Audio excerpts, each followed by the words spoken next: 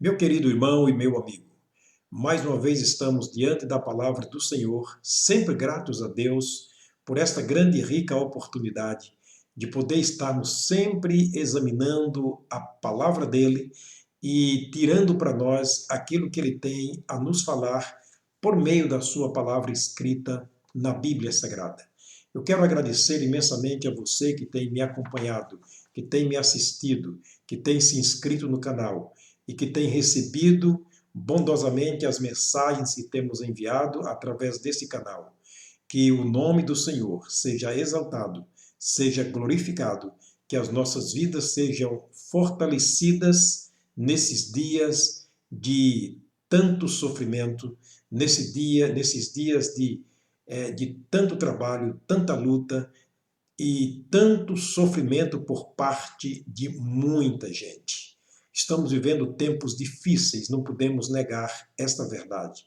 Estamos vivendo dias de tribulação, não podemos negar estas verdades as quais nós estamos passando. Mas a palavra de Deus sempre foi, é e será o alimento para a nossa alma, para a nossa vida espiritual, continuar focada sempre no Senhor da glória. Eu gostaria de continuar falando sobre a segunda ressurreição. Este é um assunto que nós estaremos tratando nesta mensagem, porque prometi nas mensagens anteriores, quando falamos sobre o arrebatamento. O amigo, o irmão deve estar lembrado que dentro do assunto arrebatamento, nós tratamos da ressurreição dos corpos dos salvos, aqueles que dormem no Senhor. Tratamos também da transformação dos vivos. E aí o arrebatamento para estar com o Senhor, aquele encontro nos ares para estarem para sempre com o Senhor. Mas a Bíblia Sagrada deixa muito claro que ainda haverá uma segunda ressurreição. Talvez você esteja perguntando, mas a morte não é o aniquilamento? Com a morte tudo não se acaba? É verdade que esta é a teoria de muitas pessoas que têm pensado que a morte aniquila, que a morte elimina a pessoa de uma vez para sempre. Eu creio que esta mensagem vai te ajudar muito nesse sentido. Mas antes disso eu quero ler o que disse Salomão, escrevendo no seu livro Eclesiastes, no capítulo 12, versículo 7. Ele disse, através da morte, o pó volta à terra como era, e o espírito volta a Deus que o deu. Portanto, ele está mostrando que a morte não é aniquilamento. A morte é apenas uma separação. Com a morte há uma separação entre o corpo e o espírito, e ambos eles têm um destino, por um tempo. A carne, o corpo, volta para o pó, como era, sendo que nós somos feitos não da terra, mas do pó da terra, dessa partícula da terra, e essa partícula da terra voltará ao pó como era. Mas o espírito, o fôlego de vida que Deus soprou no homem, este volta para Deus. Até quando? Até a ressurreição. Portanto, a morte não é aniquilamento. A morte não é extinguir a pessoa ou deixar, ou seja, não é deixar de existir para sempre. Estamos, através da morte, separando-nos do corpo por um tempo, até que voltemos à ressurreição. A primeira ressurreição, conforme vimos, está em 1 Tessalonicenses, capítulo 4, versículos 13 a 18. Ali nós tratamos do arrebatamento. João disse algo profundamente importante neste assunto, e eu gostaria de estar lendo para você no Apocalipse, escrito por João, o servo do Senhor. Apocalipse capítulo 20. Olha o que ele diz no versículos 5 e 6. Mas os outros mortos não reviveram ou ressuscitaram até que os 1000 anos se acabaram. Esta é a primeira ressurreição. Bem-aventurado e santo aquele que tem parte na primeira ressurreição. Sobre estes não tem poder a segunda morte. Isso é muito profundo, o que está dizendo João, para o fim dos tempos, relacionado à segunda ressurreição, a segunda ressurreição do corpo. O Senhor Jesus, ele disse algo também profundamente importante neste assunto, que eu gostaria de ler para nós, para o nosso conhecimento, em Mateus capítulo 24, alguns versículos que nos ensinam muito sobre este assunto. Vejamos Mateus capítulo 24, eu quero ler o versículo 21. Ele disse: porque haverá então grande aflição ou tribulação, como nunca houve desde o princípio do mundo. Até agora, nem tampouco haverá. Ele está falando momentos antes da segunda ressurreição. Haverá então uma grande tribulação neste mundo, como nunca houve, e nem tampouco haverá. O versículo 29 e o versículo 30 também, ele diz o seguinte: e logo depois da aflição daqueles dias, o sol escurecerá, e a lua não dará sua luz, e as estrelas dos céus cairão, e as potências dos céus serão abaladas. Logo no verso 30, ele diz: então aparecerá no céu o sinal do Filho do Homem. Então aparecerá no céu o sinal do Filho do Homem, isso é, o Senhor Jesus Cristo. E todas as tribos da terra se lamentarão e verão o Filho do Homem vindo sobre as nuvens do céu com poder e grande glória. Isso é muito importante quando nós fazemos uma concordância com o livro de Atos, Atos capítulo 1, versículo 11, quando Lucas escreveu que na ascensão de Jesus, após a sua ressurreição, aproximadamente entre 40 e 50 dias após a ressurreição, ele é levado para os céus. Os discípulos, naquele momento, olhando para os altos, o anjo apareceu e disse: por que vocês estão olhando para cima? Este Jesus que dentre vocês foi levado para os céus, ele vai voltar da mesma maneira como vocês viram ir. A mesma maneira como ele foi, ele há de voltar. E há de entendermos que esse texto de Atos capítulo 1 fala que Jesus foi envolto numa nuvem e elevado aos céus. Aqui Jesus falando da sua segunda, ou seja, da sua volta ao mundo, logo após a grande tribulação, ele diz que voltará numa nuvem e todo olho olhará e verá. E há de entendermos que lá em Atos capítulo 1, todos que estavam ali viram Jesus subir para os céus. De maneira que o anjo, como testemunha, disse: este Jesus que vocês viram ir para o céu, ele há de voltar da mesma maneira como vistes ir. Portanto, Jesus está nos mostrando um preparo antecedente à segunda ressurreição. No capítulo 25 de Mateus, o versículo 31, ele diz o seguinte, Mateus capítulo 24, versículo 31. Olha o que disse Jesus: e quando o Filho do Homem vier em sua glória, e todos os santos anjos com ele, então se assentará no trono da sua glória. Quando o Filho do Homem vier na sua glória, e os santos anjos com ele. Lembra que nós falamos em 1 Tessalonicenses, capítulo 4, especialmente o versículo 16, que o mesmo Senhor descerá dos céus com alarido e com voz de arcanjo, a trombeta de Deus. E aqui Jesus, mais uma vez, ele vai afirmar dizendo: e quando o Filho do Homem vier na sua glória e todos os santos anjos com ele, então se assentará no trono da sua glória. Observa que Jesus está nos levando para um preparo, ou seja, nos preparando antecipadamente para o momento da segunda ressurreição, daqueles que aqui ficaram por ocasião da primeira ressurreição e do arrebatamento.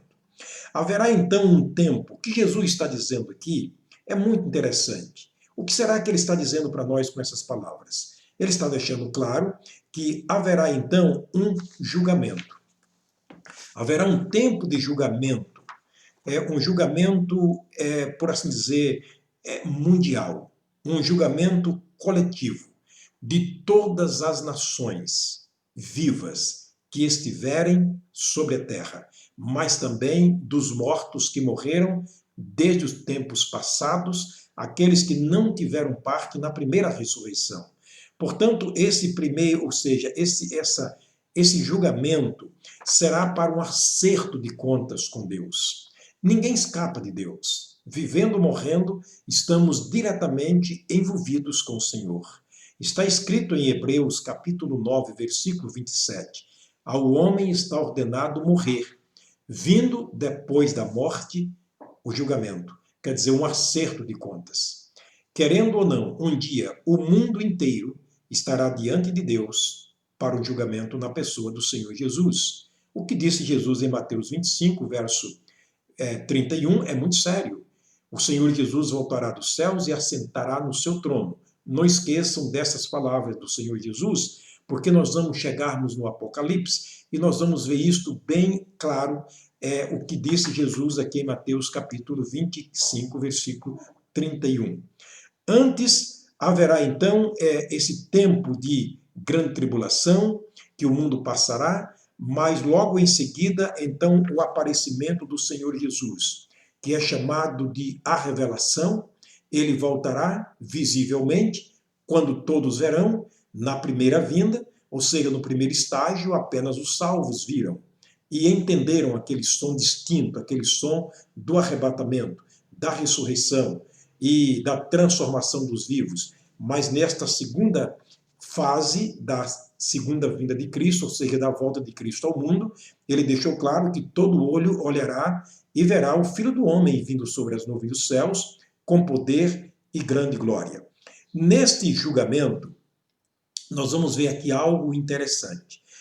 No fim da grande tribulação, haverá então julgamento, certo? Um julgamento coletivo, este julgamento para todas as nações vivas. Os vivos e os mortos comparecerão diante do trono do juízo de Deus. Talvez seja difícil você compreender isto, mas a palavra de Deus, através do Espírito Santo, ela é muito clara, é muito simples, é muito direta. A mensagem de Deus é muito simples para se compreender, porque nós temos a ajuda do Espírito Santo. Portanto, ele disse que haverá esse grande julgamento. Como será isto? Vamos ver. Nesse julgamento, Deus revelou para João uma ordem dos fatos que vão acontecerem ali. Aí eu quero ir com você, se possível, através da Bíblia, para o livro do Apocalipse. Apocalipse capítulo 20, aqui Jesus mostra para João esta ordem dos fatos que vão acontecerem, assim como na primeira fase da segunda vinda dele. Houve uma ordem cronológica dos fatos. Primeiro, a trombeta soando, e segundo, os mortos salvos ressuscitando, terceiro, os salvos vivos sendo transformados, em quarto lugar, o arrebatamento a encontrar o Senhor nos ares. Tudo de Deus na sua palavra tem uma ordem cronológica dos fatos a serem ou acontecerem. No arrebatamento, ou seja, na segunda ressurreição, também não será diferente. Haverá uma ordem nesse sentido. Vejamos então em Apocalipse capítulo 20 especialmente. Nesse julgamento, Deus revelou muito claro para João o que há de acontecer. O que João viu neste momento? Desta revelação do Senhor Jesus, de coisas que vão acontecer no fim do mundo. Olha o que ele diz no capítulo 20, versículo 11 e versículo 12. Quero chamar a atenção do amigo e do irmão para esses versículos que são muito importantes para a compreensão deste assunto. João disse, e vi um grande trono branco. Lembra que ele disse em Mateus 25, verso 31, que ele voltará e se assentará no trono? João disse, e vi um grande trono branco, e o que estava sentado sobre ele, de cuja presença fugiu a terra e o céu, e não se achou lugar para eles. O verso 12 ele diz, e vi os mortos grandes e pequenos. Lembra que ele vai sentar no trono, de acordo com Mateus 25, e todas as nações estarão reunidas diante dele. Olha a concordância da Bíblia aqui. Nesse primeiro fato, no primeiro acontecimento. E vi os mortos grandes e pequenos que estavam diante de Deus, e abriram-se os livros, e abriu-se outro livro que é o da vida, e os mortos foram julgados pelas coisas que estavam escritas nos livros, segundo as suas obras. Isso aqui é muito importante para a nossa compreensão. O que está dizendo aqui o amado irmão João, servo do Senhor Jesus, é que ele viu numa revelação dada por Deus ali na ilha chamada Patmos, quando Deus deu para ele a revelação do Apocalipse, o que vai acontecer no fim do mundo. Ele viu primeiramente um trono branco. O que estava sentado sobre ele era de uma presença horripilante, de uma presença irresistível. Ele disse, olha, os céus e a terra fugiram, não houve lugar para eles. De tão forte que era a presença daquele que estava sentado no trono. Há de entendermos que a presença de Deus é irresistível para o pecador perdido. É verdade, porque naquele momento ele não virá como Salvador. Naquele momento ele não estará mais ali como aquele que veio buscar e salvar os perdidos. Ele está ali como juiz para julgar os perdidos. Então ele se sentará no trono da sua glória para julgar as nações vivas. Em seguida, depois do trono que João viu, e alguém sentado neste trono que é o Senhor Jesus, um trono branco que representa a pureza do Senhor Deus, a justiça de Deus, ele viu em seguida uma grande multidão. Ele disse, eu vi grandes e pequenos. Ele não está falando de estatura, ele está falando de posição social. Ele disse, eu vi os ricos, eu vi os pobres, eu vi os milionários, mas eu vi também os mendigos. Eu vi os reis e os seus súditos. Eu vi os seus senhores e os seus servos. Eu vi os grandes e pequenos que estavam diante do trono de Deus. Em seguida ele viu que abriu-se uns livros, mas abriu-se também o livro da vida. E ele disse em seguida, e eu vi, cada um sendo julgado de acordo às obras que estavam escritas nos livros. Querido amigo, não confunda, não se faça tolo. Você sabe, tudo aquilo que nós fazemos neste mundo está registrado em livros. Deus, na pessoa de Jesus, neste julgamento, ele não cometerá equívoco, como a justiça comum tem condenado e prendido muita gente inocente. Você sabe disto. Naquele dia não haverá esse equívoco, porque Jesus estará julgando o mundo perdido, baseado naquilo que está escrito no livro. Tudo aquilo virá, ou seja, todos os atos anteriores virá à tona, porque o anjo se encarregará de ler todos os atos que foram cometidos por aqueles que rejeitaram Jesus como Salvador. Então, não haverá equívoco, não haverá injustiça da parte de Deus para, de maneira nenhuma, o julgamento final e a condenação dos perdidos das nações vivas. O que aconteceu naquele momento?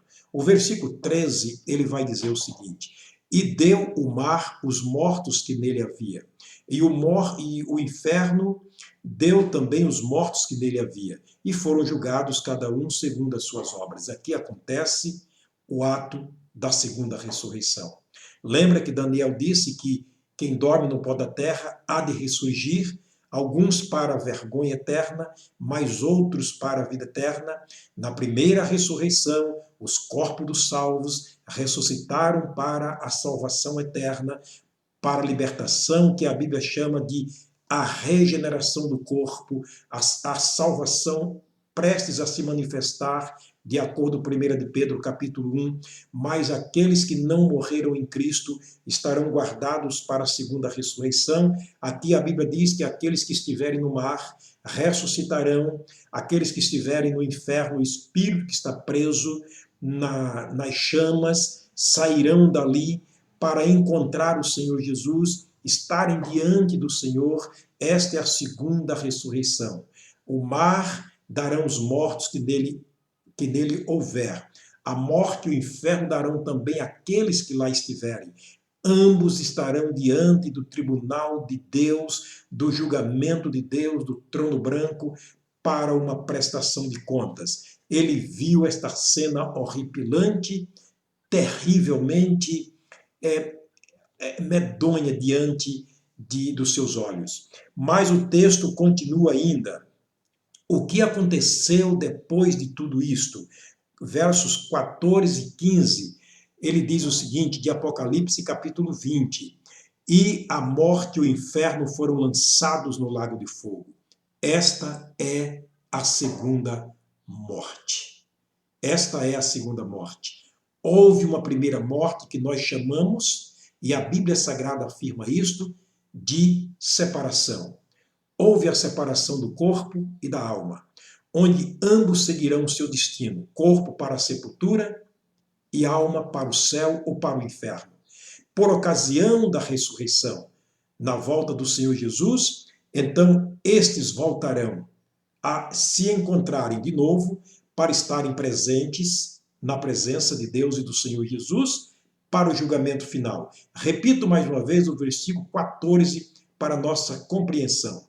E a morte e o inferno foram lançados no lago de fogo. Esta é a segunda morte. Aqui haverá a segunda morte, que é a separação eterna. O que Paulo chama de banidos da face do Senhor, da glória do seu poder para sempre. Lá na carta aos Tessalonicenses. O versículo 15 ele diz: e aquele que não foi achado inscrito no livro da vida foi lançado para o lago de fogo. Observa que ele está mostrando aqui, queridos, a segunda ressurreição para um julgamento final, para uma condenação coletiva de todas as nações, de todos os tempos, que não receberam Jesus como Senhor e Salvador.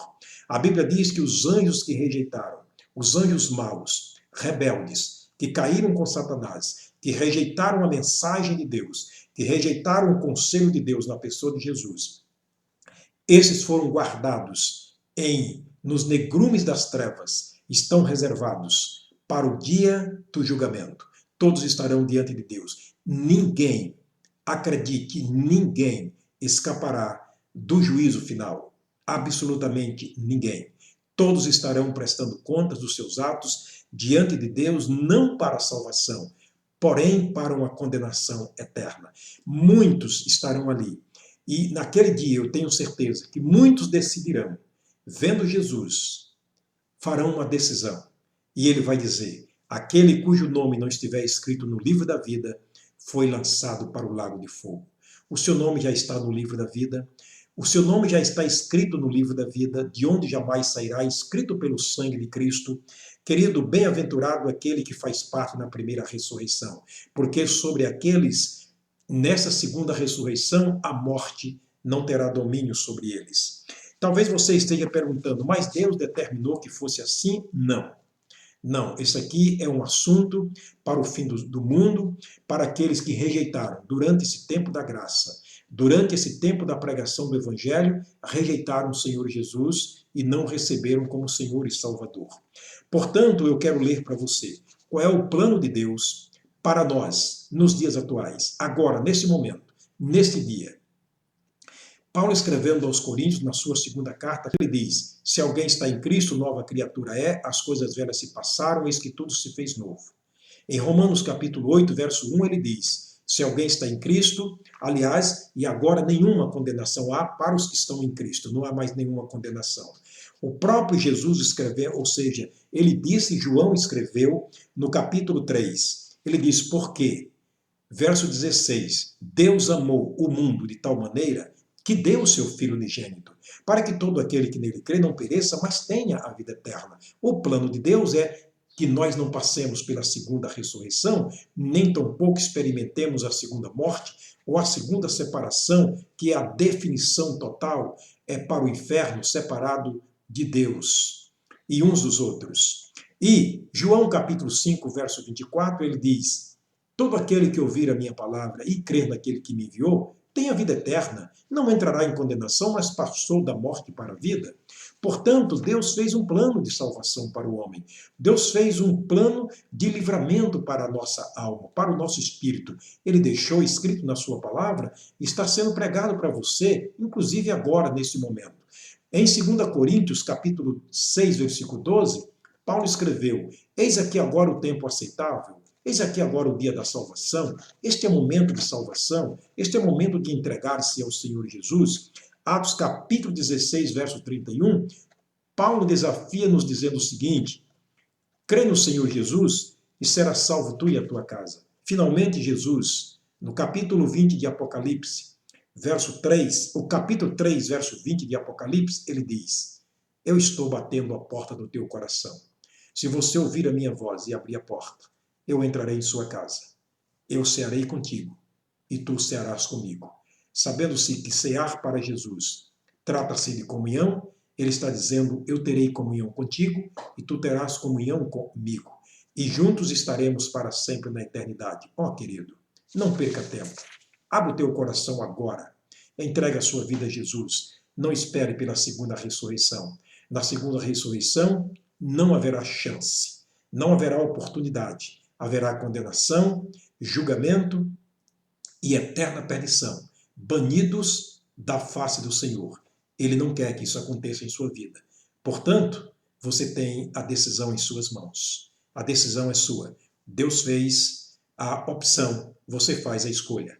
O Senhor te abençoe, o Senhor te guarde, o Senhor sobre ti levante o seu rosto e te dê a paz através da salvação eterna em Cristo Jesus. Até a próxima mensagem, se Deus nos permitir.